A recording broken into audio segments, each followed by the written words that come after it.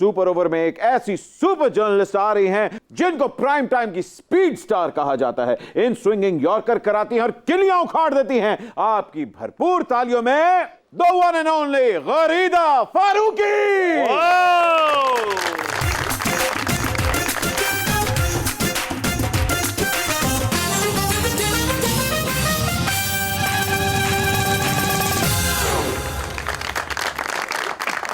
आए super over में हमारे, कभी हम उनको और कभी सुपर ओवर को देखते हैं।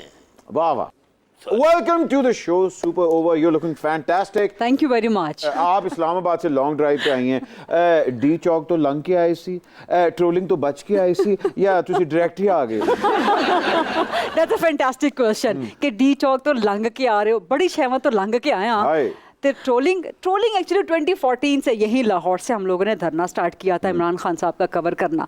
और उस वक्त भी हमारे ऊपर इल्ज़ाम लगा करता था एक तरह से। मैं इसी चैनल पे काम कर रही थी कि हम शायद प्रो इमरान खान हैं, प्रो पीटीआई हैं, बट उसके बावजूद ट्रोलिंग, गालियाँ पढ़ना, जस्ट नेम एनीथिंग, ये उस वक्त भी होता था। सो अभी भी वही सब कुछ बर्दाश्त कर रहे हैं, करते रहेंगे। वो अपना काम करें, हम अपना काम करें। वो कहते हैं वो एंकर ही क्या जो ट्रोलिंग ना करवाए।